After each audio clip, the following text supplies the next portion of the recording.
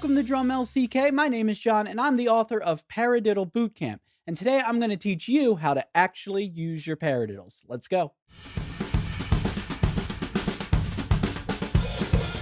All right, so today we're going to take a look at 3 specific examples that I pulled straight out of Chapter 2 of Paradiddle Bootcamp. Chapter 2 is all about applying this single paradiddle to grooves. Before we get started, it's important to make sure you're very comfortable with the paradiddle. If you don't know what a paradiddle is, or maybe you've just never really put a lot of time into practicing it, check out this link right here. Go through this lesson, get comfortable with the paradiddle, and when you're ready, come join us back here. Now, for all 3 of these examples, we're going to be placing our right hand on the hi-hat and our left hand on the snare drum while we play our paradiddle, and that will not change at all. We're going to be focused on exploring multiple bass drum patterns to that paradiddle. Now let's jump right in and take a look at the sheet music. And remember, if you're following along with your book, this is example 2I. Now I know this can look a little intimidating looking at this music here, but just remember that your hands are just playing a paradiddle. And all we really need to focus on is where the bass drum is lining up in that paradiddle, whether the bass drum's on a right hand or left hand. I also want you to take a look at these accents. It's important to really lay into these accents on 2 and 4 so your groove has a really nice backbeat feel. It's also important to realize that both of these measures are the same. Let's take a look at beat 1. The bass drum lines up on our first right hand, and the rest is just your standard paradiddle. That should sound like this. Taking a look at beat 2, we notice our first big, strong backbeat accent, which is followed by a bass drum on the E after 2, which lines up with a hi-hat. That will sound like this. Taking a look at beat 3, we notice that it is exactly the same as beat 1. The first 3 beats should sound like this.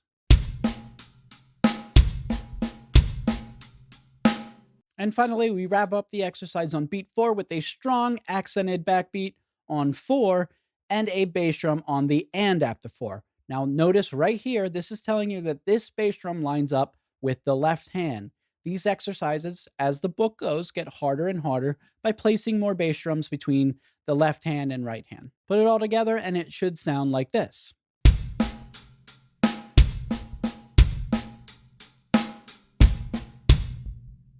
Now that you have the exercise down, let's try it together at 80 and 100 beats per minute. If you need to slow it down, remember, you can always slow the video down in your YouTube settings.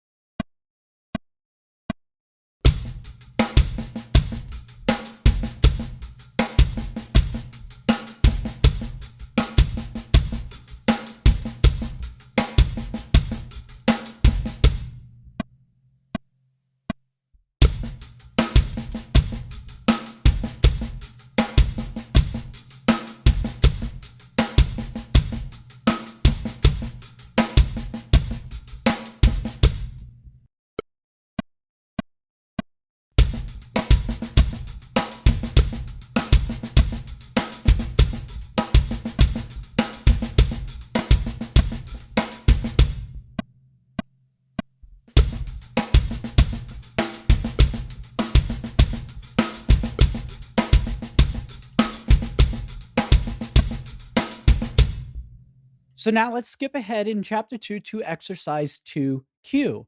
Now, the further you go along in each chapter, the more difficult these exercises get. And if anyone's interested in purchasing the book on Amazon, I'll put a link in the description below. Now, I pulled this one out of chapter 2 simply because it's one of my favorites. This one just grooves. I use it at gigs all the time. Now let's take a look at the sheet music, and once again, we're just playing a single paradiddle between our hands. That's the same as the last exercise.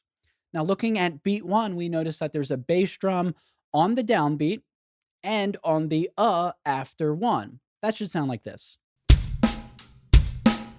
Now beat 2 starts with a strong backbeat on the downbeat, and on the after 2, we have a bass drum. Now watch this because it's with a left hand and our next downbeat is on a right hand. So you have to be able to switch left-right with 2 bass drums. Beats 1 and 2 together should sound like this. Beat 3 just applies the bass drum on the downbeat and the and after 3. The first 3 beats should sound like this.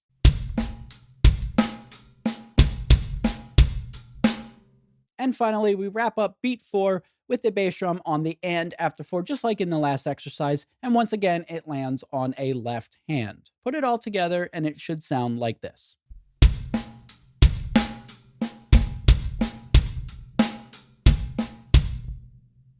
Now that you have exercise 2 cued down, let's take it together at 80 and 100 beats per minute.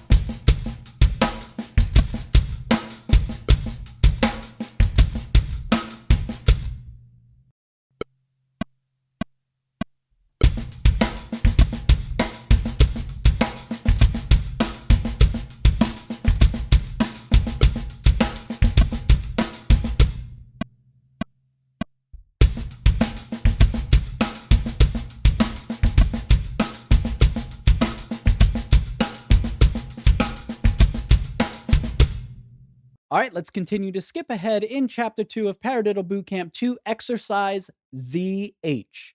This one is much more difficult than the others, and it's okay if it takes you some time to get. I'm sure some of you are going to get it right away, but it's okay if you don't. Let's take a look at this sheet music, and the first thing you're going to notice is there are a lot more bass drums than before. On beat 1, we have a bass drum on the downbeat, on the and after one, and the after one. This looks pretty hard, but beat 1's pretty easy because you're just playing the bass drum with every right hand. That should sound like this. Beat 2 of this exercise is just a little more tricky. It comes in with a strong backbeat on beat 2 and a bass drum on the and after 2. That's going to line up the bass drum with both left hands. That should sound like this. Now, beat 3 comes in with a bass drum on the E and of beat 3. The E lines up with our left hand and the lines up with our right hand. The first 3 beats should sound like this. And beat 4 of this exercise is the same as our previous 2 with a bass drum on the and after 4. Put it all together and it should sound just like this.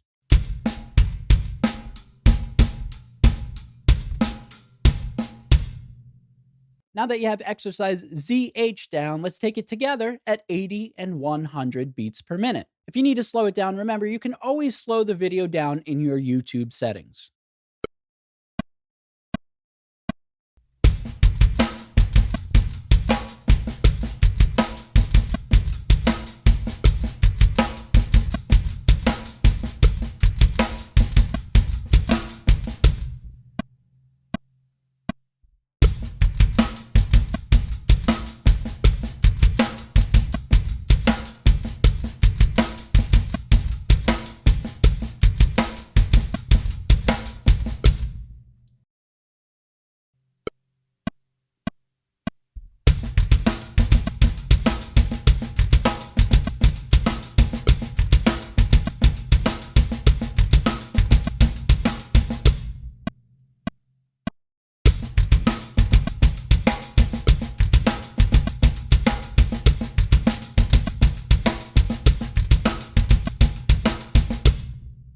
And there you go. You just learned how to actually use your paradiddles. Now, if you're interested in really digging in deeper to this topic and you really want to learn how to place that bass drum on every partial of the paradiddle and learn some really cool grooves, check out the book. And if not, you can just start practicing. I recommend writing them down, but just start moving that bass drum around and find the patterns that you like. Also, make sure you watch out over the next week or two for part 2 of this lesson to come out, where we'll explore chapter 3. Thank you all so much for watching. Remember to like, subscribe, you know the deal. And until next time, take care.